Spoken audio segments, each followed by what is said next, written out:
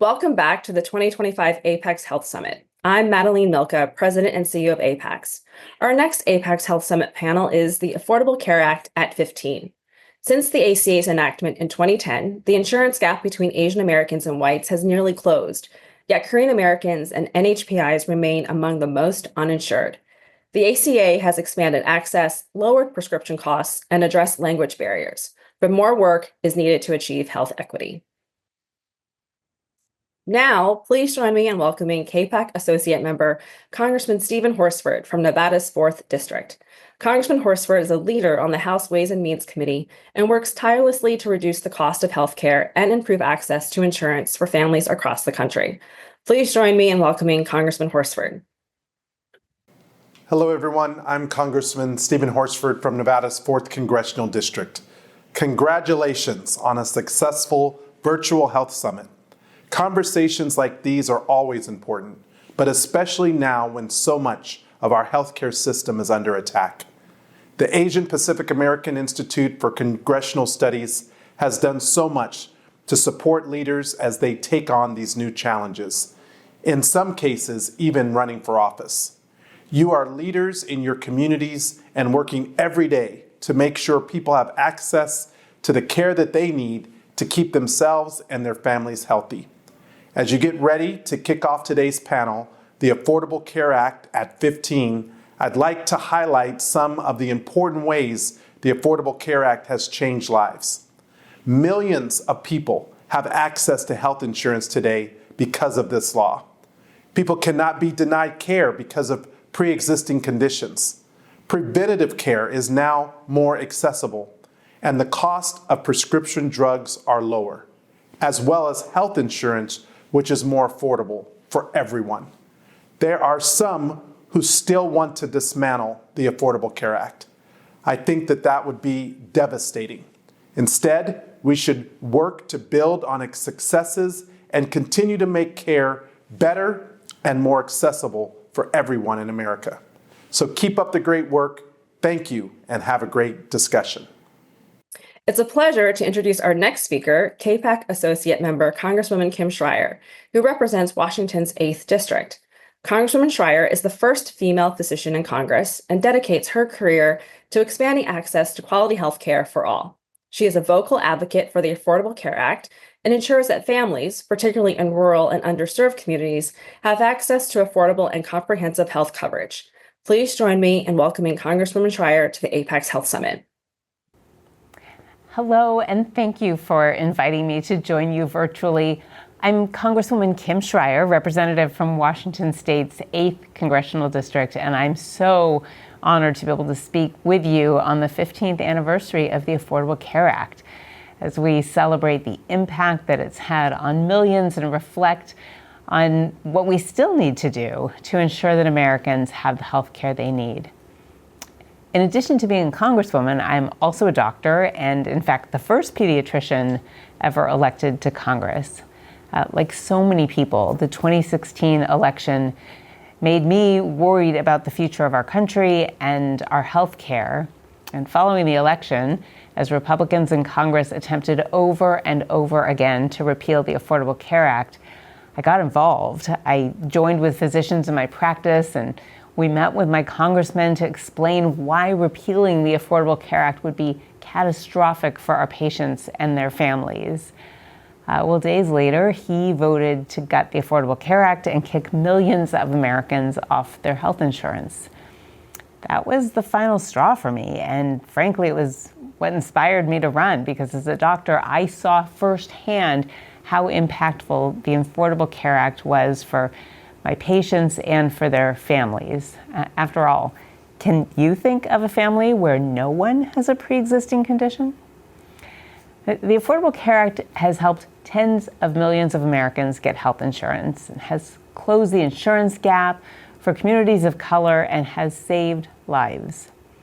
Still, there's more work to do to ensure that patients of all backgrounds receive proper care. And that's why I'm proud to have introduced multiple bipartisan bills, including the Kids Access to Primary Care Act, that will expand access to primary care for children and families. The Affordable Care Act made more families eligible for Medicaid.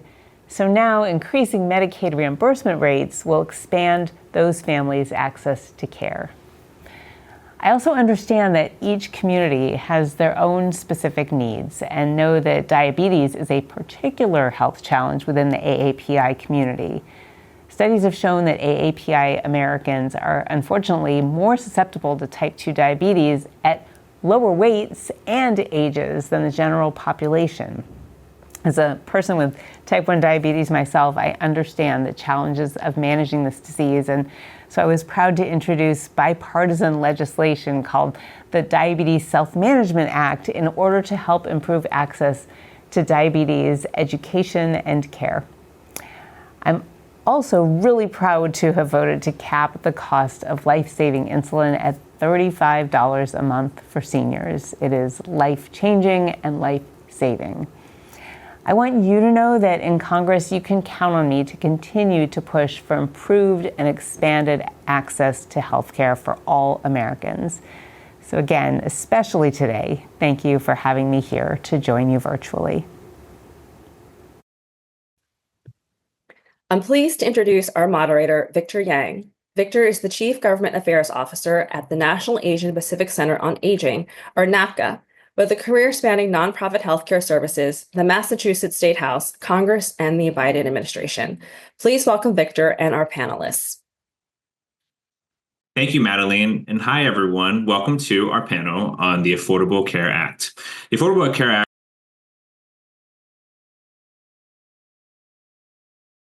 was a landmark piece of legislation in 2010 that helped to ensure that more Asian American, Native Hawaiian, and Pacific Islander older adults are insured. And it was completely groundbreaking because it made sure that people who didn't have access to healthcare before have access now.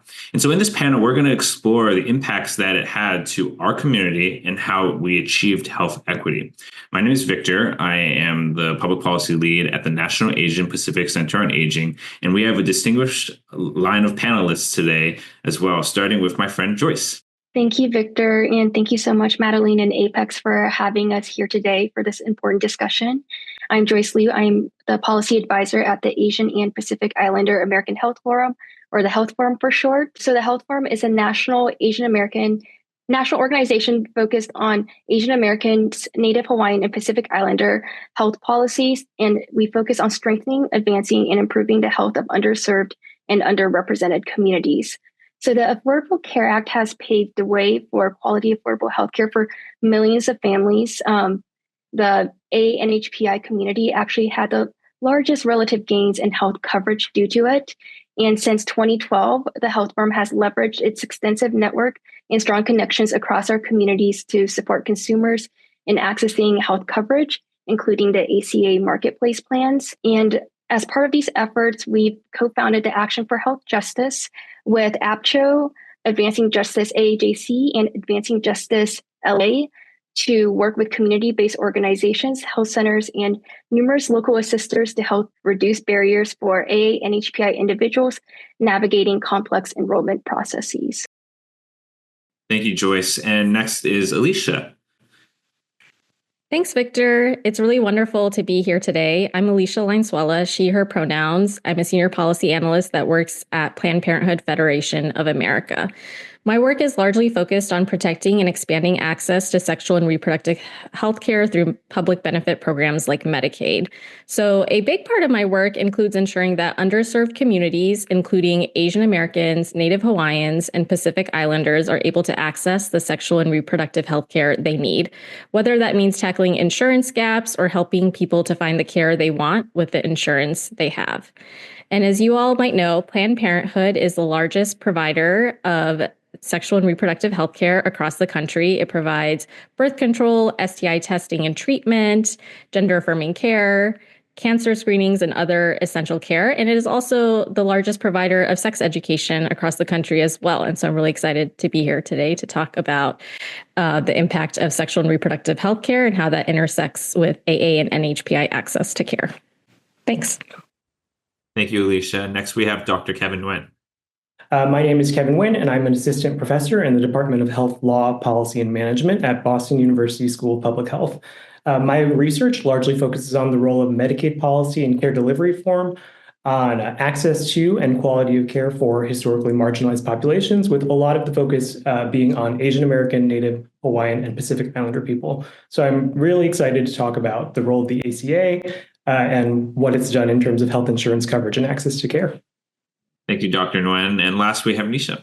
Hi, everyone. Nisha Quasba, director at Faegre Drinker Consulting, coming to you from Washington, D.C. The firm provides different patient organizations, healthcare professional groups, regulators, government affairs support. And so what that means is my day is spent advising clients, not just on what's happening in DC, but really how their priorities fit into what I would call the DC ether. As we know, the ecosystem here is ever so changing, not just every 4 years, but every 2 years. And so several of my clients, particularly those who are patient advocacy groups, are deeply concerned about healthcare coverage day in and day out, especially for not just our community, the AA and NHPI community, but even rare disease groups, other marginalized groups. And so I have a background in public health and government affairs, and really looking forward to today's discussion. Thank you.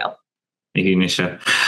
Dr. Kevin Nguyen, we talked a lot about how the Affordable Care Act was really a landmark piece of legislation in 2010.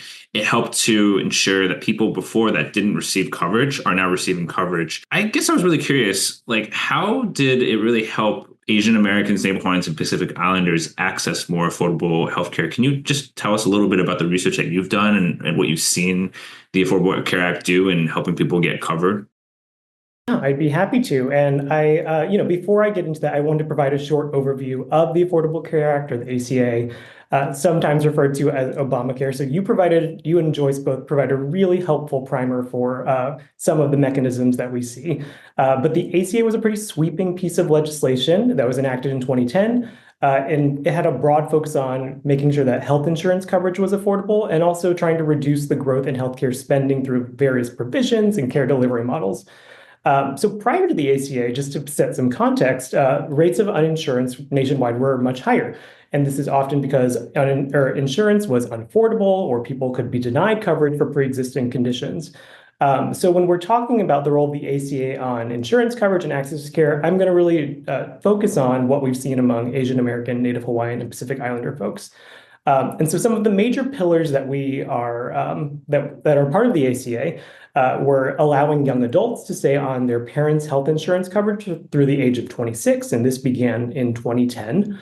The other provisions were mostly enacted around 2014. This included the individual mandate, which meant that you had to have some kind of health insurance coverage throughout the year, and if you didn't, you were required to pay a tax penalty. This was actually repealed in 2017, but it was one of those first pieces of the ACA that made an improvement in rates of uninsurance. Next is health insurance marketplaces, which were state and federal places where people could shop for and pick health insurance plans during open enrollment. This was largely for folks who didn't have access to affordable health insurance coverage through their employer or weren't eligible for other things. And these were private plans that had to cover specific preventive services. And then lastly, the big one that I really like talking about is Medicaid expansion. And so this Medicaid is the health insurance program. It's a federal and state partnership. And this is a type of health insurance that's provided to low-income children, pregnant people, parents, adults, and people with disabilities. And expansion extended eligibility of Medicaid coverage to adults with household incomes of about 138% of the federal poverty level. What this translates to monetarily is about individual income of $21,000 per year in 2025. This was initially mandatory in the ACA, but was made optional by Supreme Court ruling. And so to date, I think 41 states in DC have adopted Medicaid expansion and 10 have not. Okay, so with that context, how did this actually change uninsurance rates? Well, as you said, the insurance rates for all Asian American, Native Hawaiian, and Pacific Islander folks under the age of 65 decreased from about 17% in 2010 to 6% in 2022, which was substantial. And as you said, the largest relative decrease in uninsurance rates across racial and ethnic groups in the US. So it's pretty remarkable. And we also saw particularly large reductions in uninsurance among young adults, which likely reflected that provision that allowed children to stay on their parents' insurance up to the age of 26.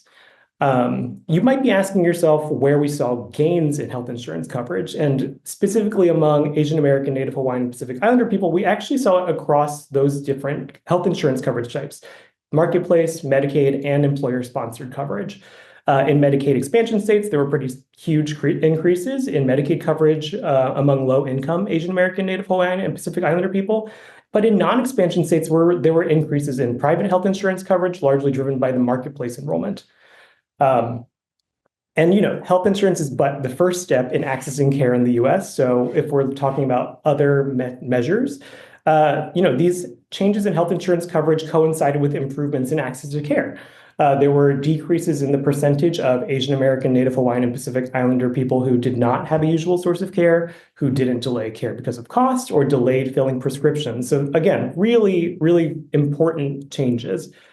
And, last thing I want to note is, as many of us on the panel, as well as those watching know, this is not a monolithic group. So when we disaggregate these uninsurance rates by subgroups, there are some differences that we need to note.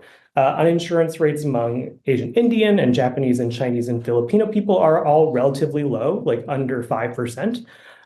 They're slightly higher among Vietnamese and Korean people, around 7%, and the highest among Native Hawaiian and Pacific Islander people, around 12%. So, I could talk about this at length, but I'm really excited to hear from the other panelists.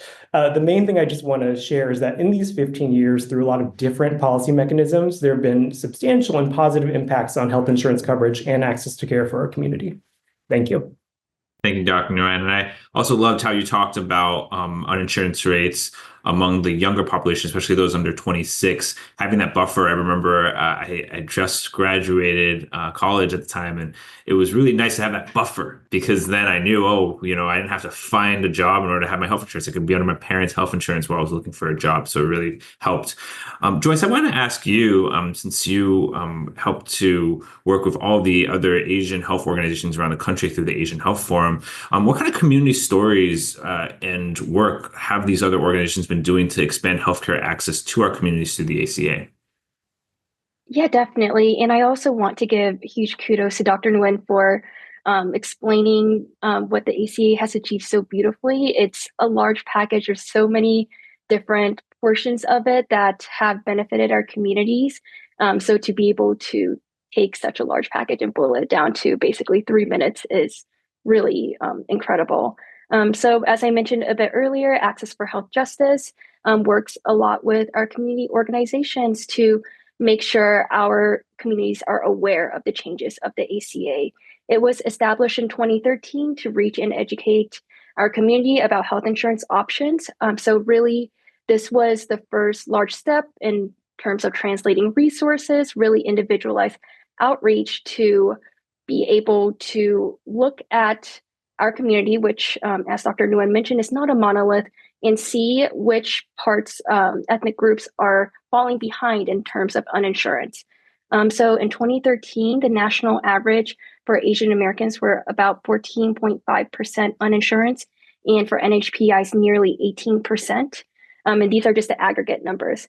As you disaggregate the data, which, by the way, the Affordable Care Act is one of the first major health packages that allowed us to have a fuller picture of what different ethnic groups are facing. We didn't really have this data before the ACA. But basically, certain ethnic groups like Korean Americans were facing a national average about 23% uninsurance.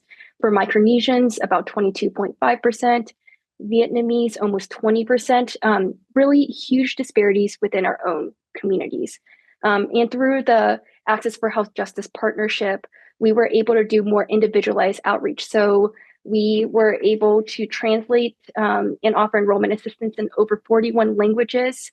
Over 1,200 media outlets were contacted to advertise this.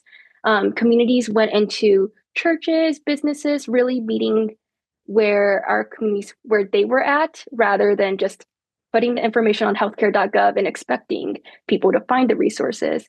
And in 2023, the national average for Korean American uninsurance were about 6.6%.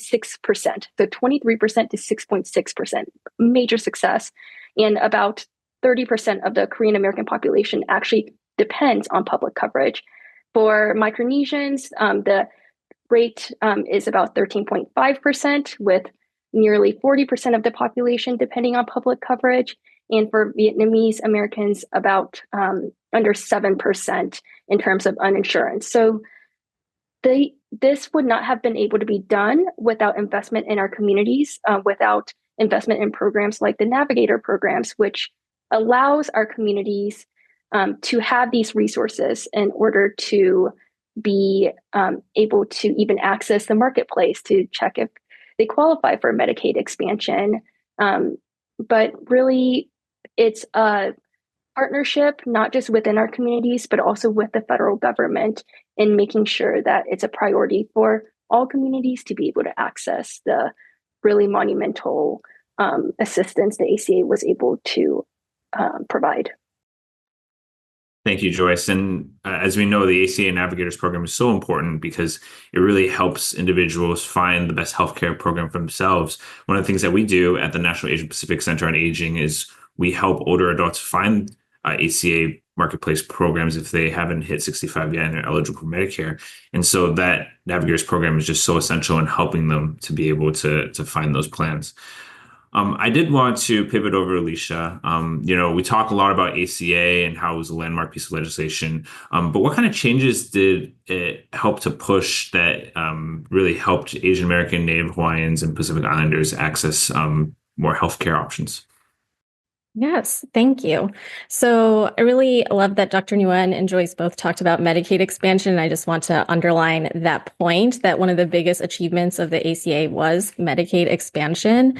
Medicaid is the largest payer of sexual and reproductive health care in this country. It pays for 75% of family planning services. A majority of Medicaid enrollees are women, and 2/3 of those women are of reproductive age.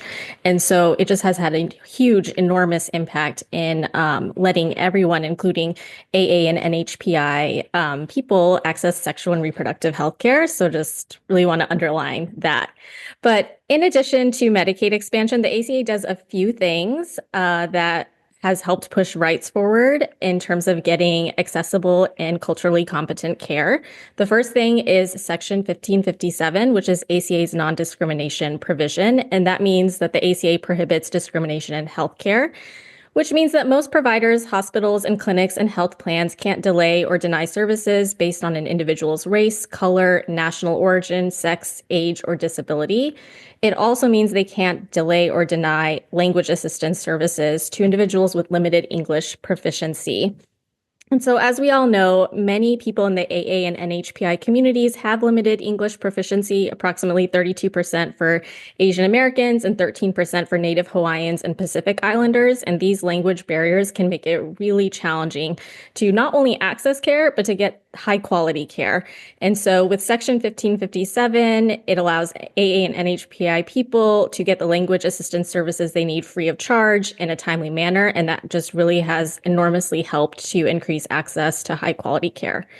There's also a couple of other things. The ACA has requirements to advance health equity in the commercial coverage market. And so they do that by requiring plans to contract with essential community providers. And oftentimes these providers are best suited to meet the healthcare needs of their communities. And, a lot of health plans will also require cultural competency training for providers. And that can really help providers to take into account that the barriers that Asian Americans, Native Hawaiians, and Pacific Islanders may face when accessing care. One example of that is just stigma in accessing care. That's certainly true for sexual and reproductive health care. And so when providers have the cultural competency training, they can better deliver effective care to these communities and meet our patients where they're at. And then finally, the ACA mandates coverage for preventative services, including screenings, counseling, and birth control without cost sharing, which means it is affordable. And it just allows AA and NHPI people to better access that care that they need when they need it.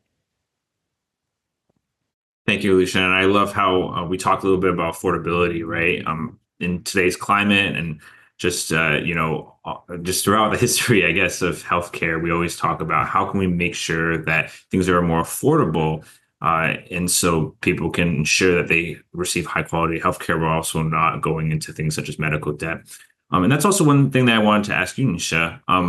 So I know that you work a lot on affordability within healthcare. Can you talk a little bit more about the patient point of view when it comes to that affordable care?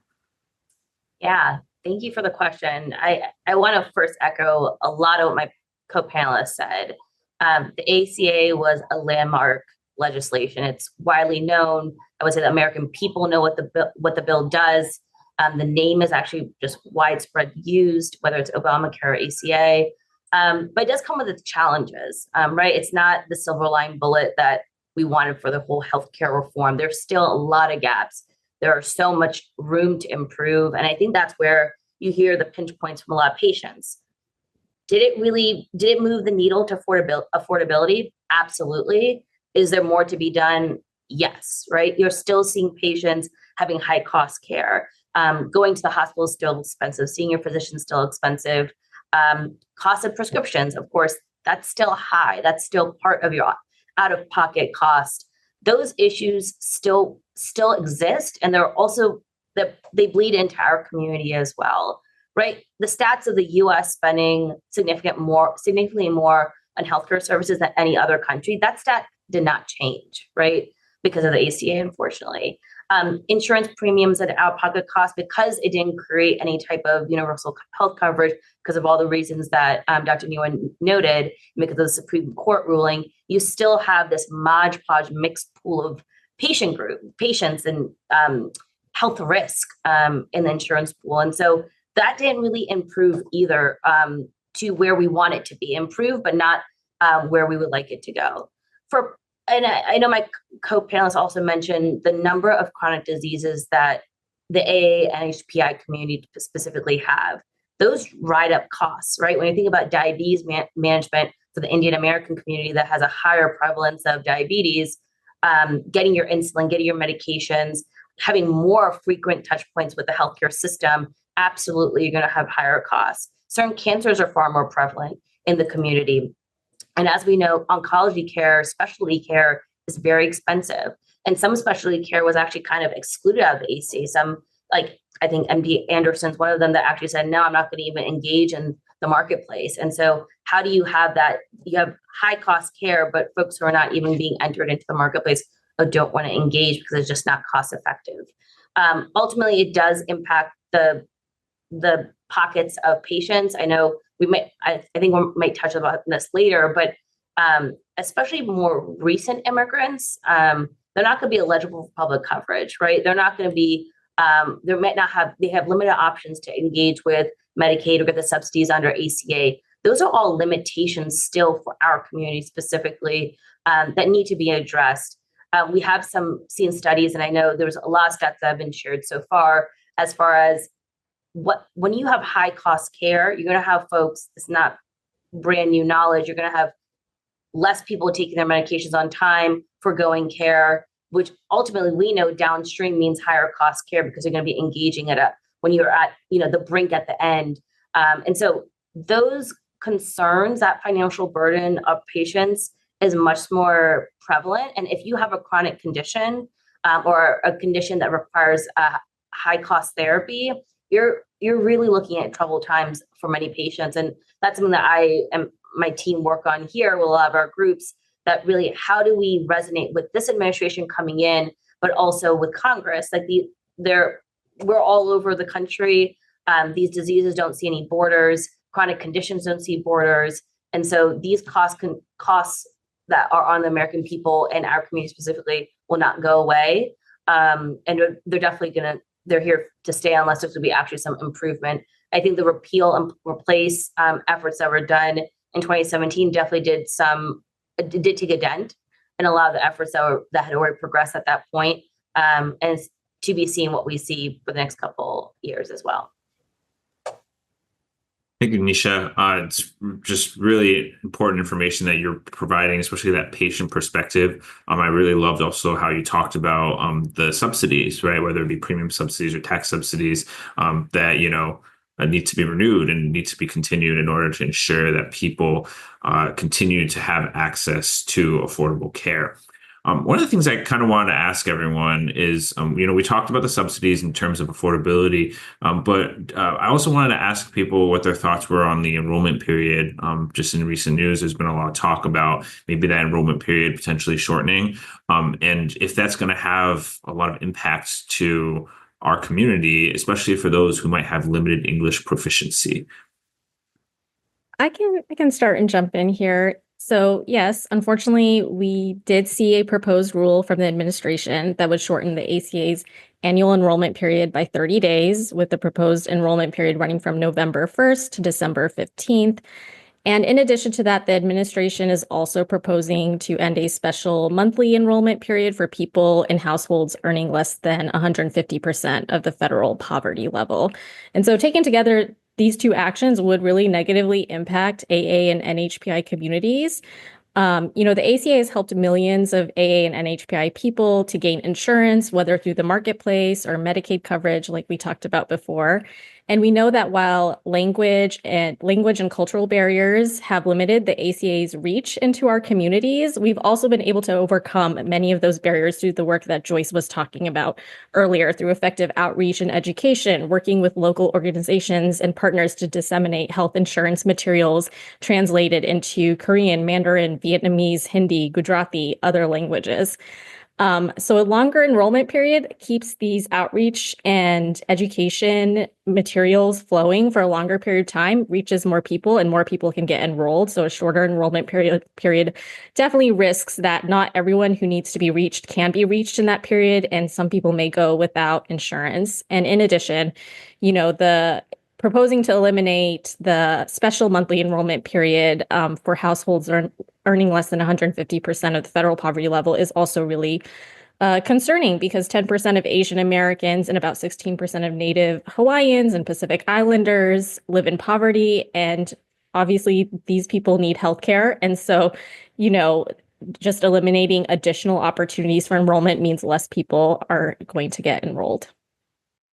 I think, Alisha, you put it perfectly, that it really will disproportionately harm our communities, especially paired with the executive order on language access, which we're not exactly sure how many resources there will be in efforts to be able to translate materials into something that our community can understand. That being said, every fall, we know it's routine that Marketplace opens.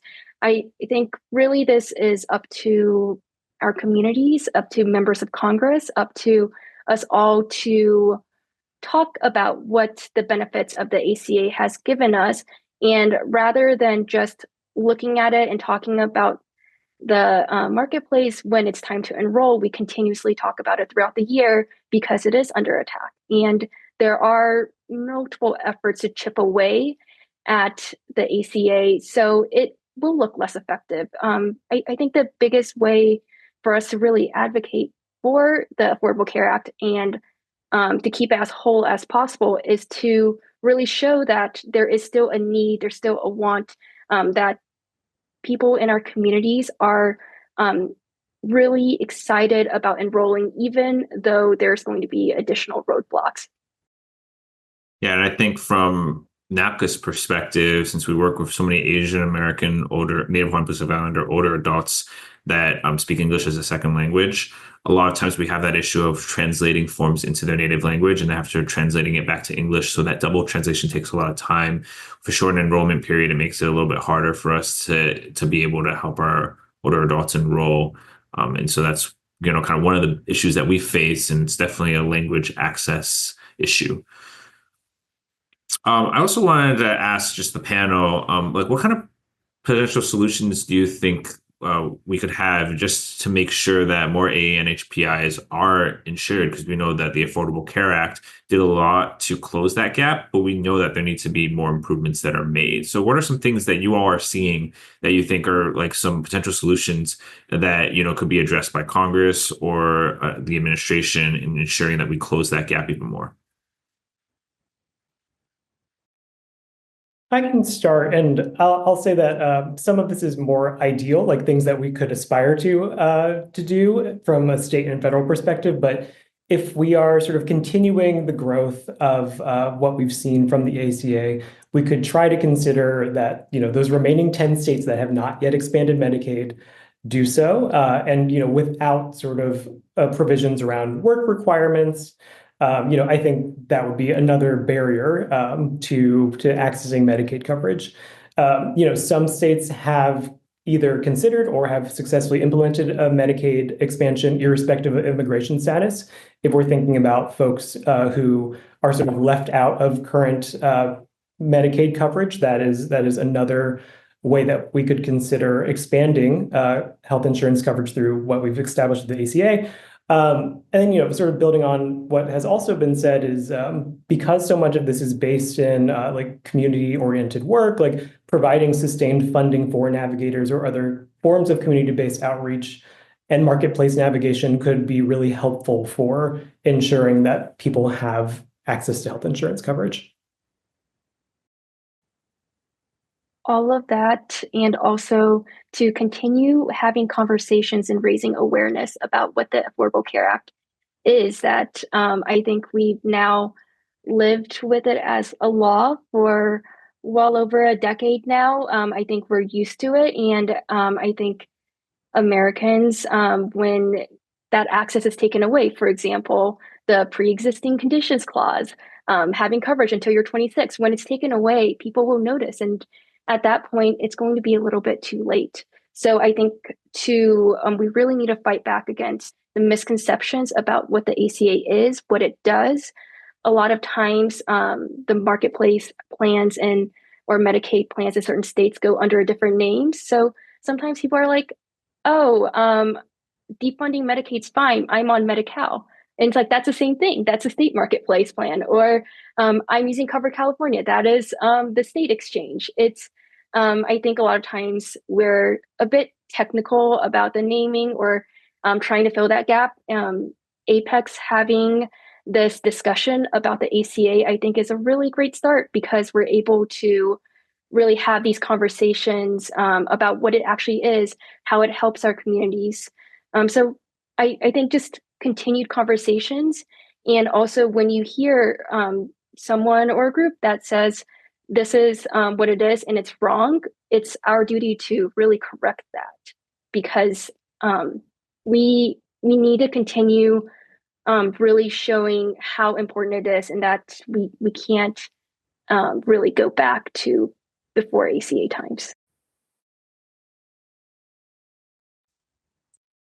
I really agree with what everyone has said so far. And I think that we are seeing a lot of rhetoric and knowledge increasing, to your point, Joyce, about Medi-Cal and Medicaid with the threats that Medicaid continually faces, not just, now, but Medicaid has always been under attack. And collectively, we can all work together to protect the program from the attacks that are being contemplated, work requirements, block grants, lowering the federal government's share of funding and how much they contribute to the program. All of those are threats to Medicaid and AA and HPI people who use Medicaid to access care. And so really increasing the education on what this program does, how it's so important to our communities, and using that rhetoric in our fighting back is really, really key to this fight. And the other thing that's not so much ACA specific, but just healthcare specific is just investing in more research for Asian Americans, Native Hawaiians, and Pacific Islanders on their access to healthcare and their utilization of healthcare. And I think we talked earlier in the panel about disaggregating data and making sure that that research has disaggregated data by country of origin and nativity status. I'll share here that there is not that much research available on Asian American and Native Hawaiians and Pacific Islanders preferences, needs, and how they want to access sexual and reproductive health care compared to other communities of color. And so really making sure that we can invest more in research when there's more funding opportunities and really encourage that we look deep down into our community and see how they want to access care. And if people have insurance, what are the barriers? Why aren't they accessing care? I'll just throw in a thought, agree with what my co-panelist said. I think because of my advocacy hat, I think of how to message this for enrollment purposes and really beef up support for ACA make sure folks know what the ACA actually is able to provide them on an individual level. But when we think of going to the Hill or policymakers who really, have, I would say, the power to wield and continue to protect the ACA and a lot of the provisions that you guys all mentioned that have been so monumental, I think that meshing way actually, unfortunately, a little bit different, right? So you want to boost ACA when you're talking to folks to get enrolled, but then when we talk to policymakers, even the media to some extent gets it wrong. I think those type of conversations we need to be part of to ensure that not, our community is always known and heard of, but I think it's going to become even more important to have a groundswell of support with our community and others really combining together efforts, because there's a lot that's going to be under attack, the ACA, Medicaid, and a lot of types of healthcare coverage. And we look forward to making sure that those things are protected, but the messaging will be definitely different depending on which offices you go to, but then also to the administration will be different, and then to actual citizens and residents to actually get the benefit of it. So, yeah. Thank you, everyone. I think those are all some really important solutions to helping to ensure that our community continues to be insured. We've had such a great conversation today, and I've learned so much from each and every one of you. But I wanted to end by just asking each of you, how can we make sure that our community is not left behind? Because there's always a lot of talk about the Affordable Care Act and potential changes to it. But as those policy discussions are being had in places like Washington, D.C., how can we ensure that our community doesn't get left behind and that we continue to have strong healthcare insurance coverage? And since everyone's thinking, I can start. From my perspective, from NAPCA's perspective, because we work with so many older adults, I think ensuring that they have access to marketplace plans is really key, right? Because a lot of the struggles that we work with is sometimes when we have an older adult that doesn't qualify for Medicare yet, and we have to find a way to ensure that they have some type of healthcare coverage, in the event that something happens. And so, as we are trying to find that, a lot of times what we found is that if there's an ACA subsidy that will make it more affordable, that will really help. And then we can, find sometimes a marketplace plan for them. And then if they can't afford a plan through the exchange, then what we will do a lot of times is we'll see if they qualify for something like Medicaid. And for me and for NAPCA, I think one of the things that we really want to ensure is that whatever happens, that we still have access to all those health insurance options for our older adults, because it's the key of what we do as an organization. We want to ensure that our older adults have access to healthcare, access to quality healthcare, and that they aren't left behind, by any policy changes that occur. So with all the policy changes that have been occurring and the amount of uncertainty there is from the federal government right now, one term that you may hear being thrown around is the chilling effect, which is something that can be devastating, right? Just know that as of now, you still have access to these programs. If anything changes, there's going to be national groups really raising the alarm, and we'll let folks know. But until these changes are final, continue using and accessing these programs, because showing the need that there's a demand means so much, and members of Congress are aware that their community uses these programs. And so I guess part of it is talk to your neighbors, your friends, your members, your communities, really about how important these are to you, and really continue using these programs, because it's not something that we can afford to lose. Yeah, I can go. I will say,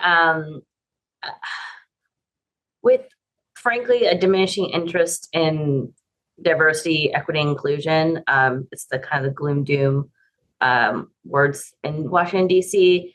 It's more than ever important that we unite with other communities to amplify our impact. By forging strong coalition efforts really do work. We can strengthen the advocacy efforts and ensure that our community's priorities are not only recognized, but also advanced through a collective action. I think that will definitely be the strategy moving forward. The power collaboration cannot be overstated, and I think that we should definitely elevate our priorities within a broader group and really come together to make meaningful changes. I think there's a less of an interest to care about any specific group, and that specific group I don't mean just racially. I mean all types of groups that exist. And so I just put that there because the message will still be elevated, but our tactic will have to change to be effective. I totally agree with everything has been said. In particular, I think community-based action and advocacy are probably going to be the key to making sure that our community is not left behind.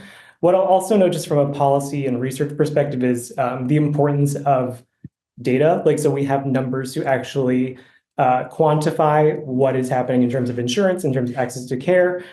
Without the data, we are not counted, and we are therefore we are not spoken for in the numbers. And so I think in addition to the importance of stories, the importance of community, the importance of advocacy, there's also the importance of evidence and numbers and data as we continue to pursue equity. Everyone is so brilliant on this panel. I agree with everything. I'll maybe add just another thing is making sure that we're reaching our young people, because this education starts really early, and so that younger people understand what is health insurance and what are the programs that my family members are using. I think that that's a really critical key component in terms of the long-term fight here to make sure our community isn't left behind. And one area where Planned Parenthood is focusing and always does is we just want to work to address the long-standing cultural and stigma barriers that many AA and NHPI people can experience when accessing sexual and reproductive health care. We know that this stigma exists no matter the age, sexual orientation, gender identity. There is a prevalent stigma. And so one example to do that is to invest in age-appropriate, medically accurate, and comprehensive sex education programs that give young people the information they need to stay healthy and build better relationships, and really looking towards getting our key messaging and our advocacy and trying to, empower the advocates of the future in this fight as well. Well, thank you everyone for a great panel. Unfortunately, we are at time. So just thank you all again just for having this important discussion about how we can ensure that there is health coverage for people in the AA and HPI community.